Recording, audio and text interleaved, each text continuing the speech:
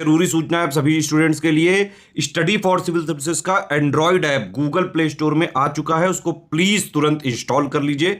और अगर आप स्टडी फॉर सिविल सर्विसेज के सिर्फ ऐप से कोई भी कोर्स कोई भी पीडीएफ परचेज करते हैं तो उसमें अप्लाई कूपन, अगर आप ज्ञान सर जो है आप उसमें अप्लाई करते हैं, ये कूपन कोड है, तो उसमें 20% फीस तुरंत माफ हो जाएगी। मतलब 20% डिस्काउंट तुरंत उसमें लग जाएगा।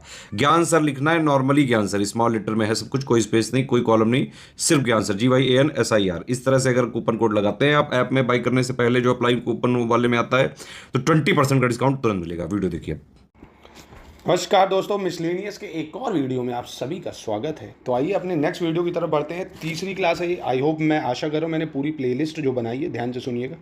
एक मैंने टॉपिक वाइज प्लेलिस्ट का नाम सुन लीजिए, टॉपिक वाइज PYQ RO, ठीक है। एक प्लेलिस्ट ये है जिसमें टॉपिक वाइज आपको यूपी जीके के जो RO में सवाल आए वो मिल जाएगा। मिसलेनियस में जितने आए वो मिल जाएंगे, ठीक है। अभी इसके बाद हिस्ट्री, ज्योग्राफी, पॉलिटी सब इसी में अपडेट कर दूंगा प्लेलिस्ट में ही। दूसरी, अभी आप अगर मिसलेनियस पढ़ रहे हैं तो मिसलेनियस के टॉपिक वाइज जो PYQ है, आई होप वो देख लिए होंगे आपने। उसको देखने के बाद अब एक मिसलेनियस की प्लेलिस्ट बना दी है मैंने। क्या डाला? मिसलेनियस टॉप MCQ, है ना। उसको फॉलो करिए। 2 लेक्चर डाल चुका हूँ। उसमें क्या है देखिए, जो लाइफ स्टॉक सेंसस है, FAO का जो डाटा एग्रीकल्चर का, एनिमल हस्बेंड्री है, फॉरेस्ट सेंसस है, जो ग्लोबल रिपोर्ट्स आती हैं उसके इंडेक्स में भारत की क्या स्थिति है, ठीक है, भारत का सेंसस है, यूपी सेंसस है, ये सब मिसलेनियस डाटा हमने कवर कर रखा है।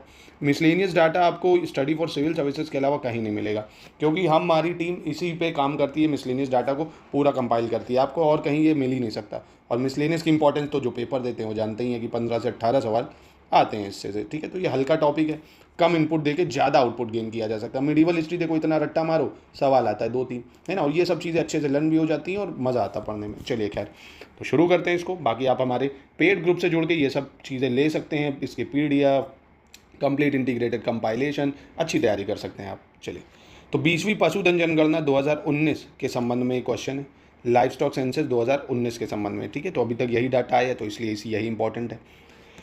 पशुधन आबादी के मामले में उत्तर प्रदेश का प्रथम स्थान है, नंबर 1, यानी Uttar Pradesh rank first in terms of life stock population.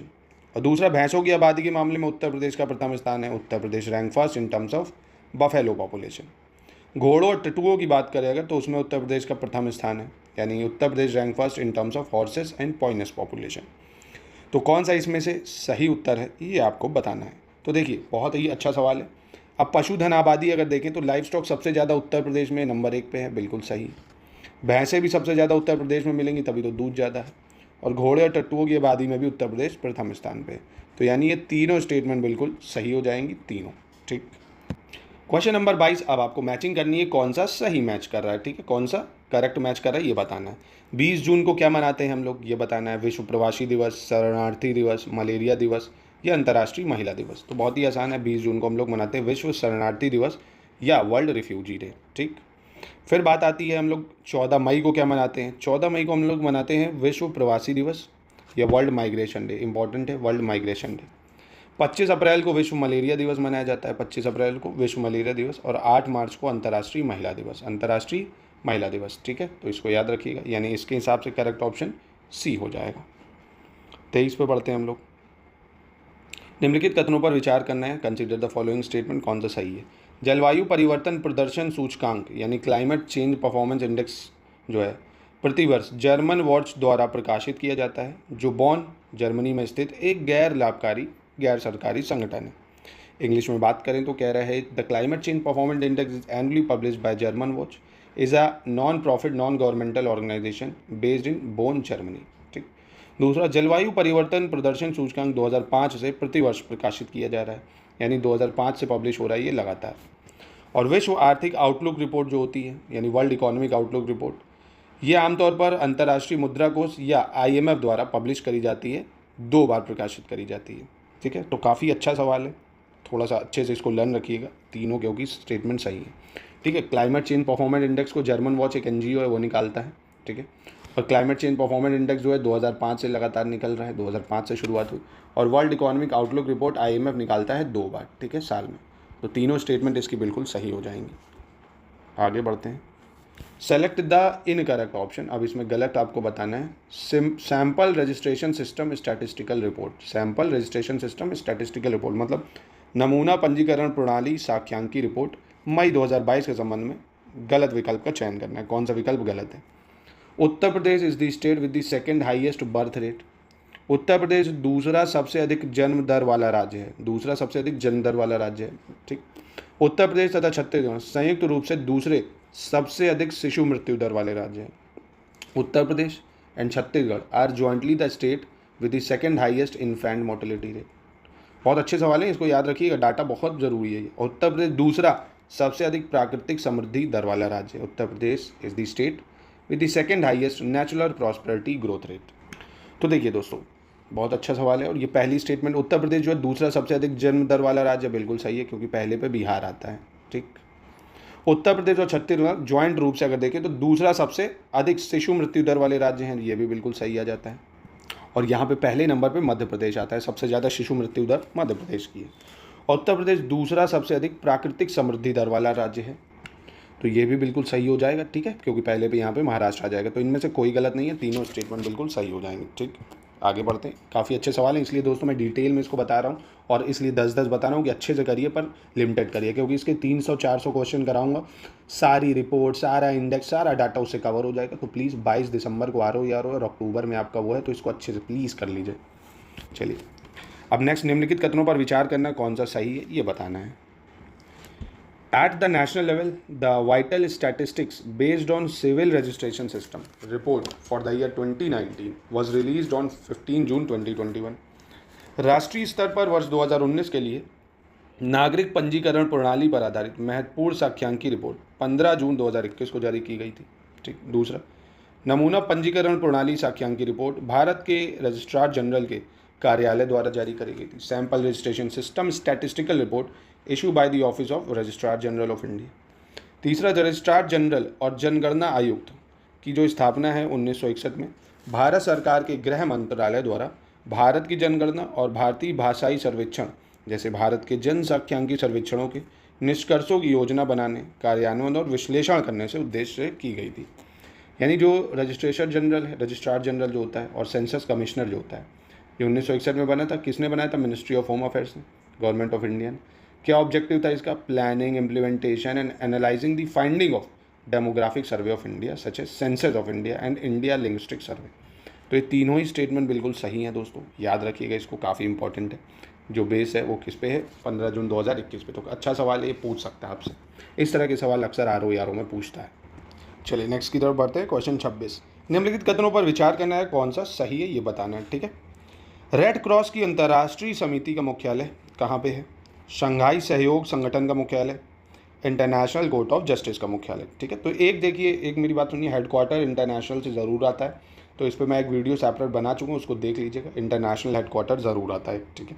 चलिए, तो कौन सा सही है, सही मैच कर रहा है, ये आपको बताना है। तो the headquarter of international committee of red cross Geneva Switzerland में, तो ये बिल्कुल सही है, याद रखिएगा। शंघाई सहयोग संगठन का मुख्यालय बीजिंग चीन में है, ये भी बिल्कुल सही हो जाएगा। और इंटरनेशनल कोर्ट ऑफ जस्टिस का मुख्यालय हेग नीदरलैंड में, ये भी बिल्कुल सही है। तीनों इसके बिल्कुल सही उत्तर हैं। आप दोस्तों इसी में मुझे कमेंट में बताइए, UNEP का हेडक्वार्टर कहाँ है, यूनेस्को का हेडक्वार्टर कहाँ है, और आपका UN का हेडक्वार्टर कहाँ है, और एक NATO का। ठीक है, इसका बताइए आप, अगर पता हो प्लीज़ बताइए इसका। चलिए 27 देखते हैं। नवीनतम खनिज डाटा 2023, यानी जो लेटेस्ट मिनरल डाटा है 2023, उस पर बेस सवाल है ये, मिनरल डाटा पे। भारत में हीरे का सर्वाधिक उत्पादन कहाँ पे होता है? मध्य प्रदेश में। ठीक। भारत में सोने का सर्वाधिक उत्पादन कर्नाटक, और भारत में ग्रेफाइट का सर्वाधिक उत्पादन उड़ीसा। यानी highest production of diamond in India MP, highest production of gold in India Karnataka, highest production of graphite in India Orissa. कौन सा सही है बताइए। देखिए बिल्कुल इसके तीनों मिनरल डाटा 2023 के हिसाब से देखें तो तीनों स्टेटमेंट सही हैं। सबसे ज़्यादा हीरे का उत्पादन MP में होगा, सोने का कर्नाटक में होगा, और ग्रेफाइट जो है उड़ीसा में मिलता है। ठीक है, तीनों सही है। चलिए 28 पे आते हैं। निम्नलिखित में से गलत विकल्प का चयन करना है, सेलेक्ट द इनकरेक्ट ऑप्शन। बहुत अच्छा सवाल है ये भी। सबसे ज़्यादा उत्पादन मलबरी रेशम का होता है, number 1, highest production of mulberry silk. वन्य सिल्क में तसर, इरी और मूंगा को सम्मिलित किया जाता है, यानी tasar, eri and muga are included in wild silk. Karnataka जो है रेशम एवं मलबरी रेशम का सर्वाधिक उत्पादक राज्य है। Karnataka is the highest producer of silk and mulberry silk. और Assam is the highest producer of tasar silk. Assam tasar silk का सर्वाधिक उत्पादक है। गलत विकल्प कौन सा है बताइए। तो देखिए दोस्तों, इसका जो ऑप्शन डी है वो गलत हो जाएगा, क्योंकि जो तसर सिल्क है, कौन सा तसर सिल्क, ये सबसे ज़्यादा झारखंड में होता है। कहाँ पे होता है? झारखंड में होता है तसर सिल्क। ठीक है, इसको याद रखिएगा, सबसे ज़्यादा तसर सिल्क कहाँ होता है? झारखंड में। ओवरऑल रेशम की बात करें, ये याद रख लो, रेशम से सवाल पूछता है। ओवरऑल अगर रेशम की बात करें या सिल्क की बात करें तो सबसे ज़्यादा रेशम जो है वो कर्नाटक में होता है। ठीक है, सबसे ज़्यादा रेशम कहाँ होता है? कर्नाटक में होता है। उसके बाद आंध्र प्रदेश में होता है, उसके बाद असम में होता है। ठीक है, कर्नाटक, आंध्र प्रदेश, असम में सबसे ज़्यादा रेशम होता है। ठीक है दोस्तों, ये डाटा है, प्लीज़ इसको कहीं नोट कर लीजिए, फ़ोन में स्क्रीनशॉट या कहीं भी, ये एक सवाल जरूर आएगा। रेशम सबसे ज़्यादा बताया कर्नाटक आंध्र प्रदेश में होता है। मलबरी रेशम कर्नाटक आंध्र प्रदेश में ही होता है। ठीक है, तो मलबरी रेशम पूछ लेगा अगर, तो कर्नाटक आंध्र प्रदेश बता देना। तसर रेशम या तसर जो होती है सिल्क, वो झारखंड और छत्तीसगढ़ में होती है। झारखंड और छत्तीसगढ़ में तसर। एरी पूछ लेगा, एरी सिल्क असम मेघालय में होती है, और मूंगा भी असम मेघालय। तो बहुत आसान है, आप लिख सकते हो एरी और जो मूंगा होती है, एरी और मूंगा, ये असम और मेघालय में सबसे ज़्यादा होती है। तसर जो होती है ये झारखंड में और छत्तीसगढ़ में होती है, और मलबरी सिल्क कर्नाटक आंध्र प्रदेश। ठीक है, तो अब अगर कोई पूछे तो तुरंत मुंह पे जवाब फेंक देना कि बोलना इधर आओ, मलबरी, तसर, एरी, मूंगा, यहीं याद कर लो। मलबरी कर्नाटक आंध्र प्रदेश हो गया, तसर झारखंड छत्तीसगढ़ हो गया, एरी असम मेघालय हो गया, और मूंगा भी असम मेघालय। और ओवरऑल अगर आपसे पूछ ले रेशम कहाँ ज़्यादा होता है तो कर्नाटक आंध्र प्रदेश। ठीक है, चलिए अब तो याद हो गया होगा। 29 पे आते हैं। राष्ट्रीय बहुआयामी गरीबी सूचकांक, ठीक है, प्रगति समीक्षा 2023 के संबंध में गलत विकल्प का चयन करना है। Select the incorrect option relation to national multi dimensional poverty index. ठीक है, the first edition of national multi dimensional poverty index was release in the year 2021। राष्ट्रीय बहुआयामी गरीबी सूचकांक का पहला संस्करण 2021 में जारी हुआ था। ठीक, नंबर 1। 2015-16 से 2019-21 की अवधि के दौरान 13.5 करोड़ लोग बहुआयामी गरीबी से मुक्त हुए थे। ठीक है, यानी 2015-16 से 19-21 13.5 crore people have been freed from multi dimensional poverty. ठीक, और बहुआयामी गरीबी सूचकांक की अगर बात करें तो गरीबों की संख्या के मामले में, गरीब व्यक्तियों की संख्या में सबसे बड़ी गिरावट उत्तर प्रदेश में देखी गई है।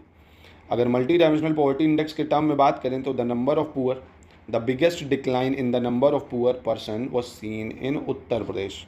तो बिल्कुल इसमें कोई भी गलत नहीं है, तीनों स्टेटमेंट बिल्कुल सही है। याद जरूर रखिएगा, फिर से बता दे रहा हूँ कि राष्ट्रीय बहुआयामी गरीबी सूचकांक यानी जो मल्टी डायमेंशनल पॉवर्टी इंडेक्स है 2021 में पहली बार आया था।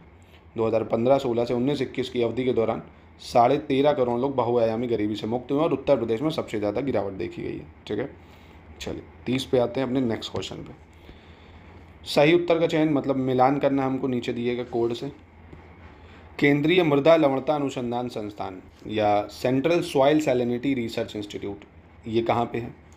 सेंट्रल कॉटन रिसर्च इंस्टीट्यूट यानी केंद्रीय कपास अनुसंधान संस्थान, Indian institute of remote sensing कहाँ है, और इंडस्ट्रियल टॉक्सिकोलॉजी रिसर्च इंस्टीट्यूट ये कहाँ पे है? ठीक है, तो देखिए केंद्रीय मृदा लवणता अनुसंधान संस्थान ये तो करनाल में ही है। ये कहाँ है? करनाल में है भैया। केंद्रीय कपास अनुसंधान संस्थान की बात करें तो ये नागपुर में है। ये कहाँ पे है? नागपुर में है। भारतीय सुदूर संवेदन संस्थान ये देहरादून में, भारतीय सुदूर संवेदन संस्थान। और औद्योगिक विष विज्ञान अनुशोधन संस्थान टॉक्सिकोलॉजी रिसर्च इंस्टीट्यूट ये लखनऊ में। ठीक है, तो यानी इसका पहला ऑप्शन बिल्कुल सही हो जाएगा। ठीक है, तो दोस्तों मैं आशा कर रहा हूँ आपको ये समझ में आया होगा, लेक्चर मज़ेदार लगा होगा। तो बताइए, कमेंट करके, लाइक करिए, कमेंट करिए, शेयर करिए और अच्छे से इसको पढ़िए। प्लेलिस्ट बना दे रहा हूँ, अच्छे से उसको डेली देखिए दोस्तों। ठीक है, तो 10 क्वेश्चन करा रहा हूँ पर डिटेल में तभी करा रहा हूँ। आराम से इसको 30 तो 400 क्वेश्चन मोस्ट एक्सपेक्टेड कराऊंगा, उसी में से सब मिल जाएगा। चलिए मिलते हैं अपने नेक्स्ट वीडियो में। अब ये बताइए आपके लिए PYQ कौन से कराना चाहते हो आप, कौन से PYQ का रिवीजन करना चाहते हो? हिस्ट्री, ज्योग्राफी, पॉलिटी, साइंस, उसके बाद मोस्ट एक्सपेक्टेड क्वेश्चंस आपको मिल जाएंगे। अगर आप ये सब अभी चाहते हैं, एक साथ इंटीग्रेटेड तैयारी हमारे ग्रुप्स में चल रही है, डेली मॉड्यूल मिलते हैं, आपको टास्क मिलता है, टारगेट मिलता है, तो आप हमारे इन नंबरों पे कांटेक्ट करके ज्वाइन कर सकते हैं। ठीक है।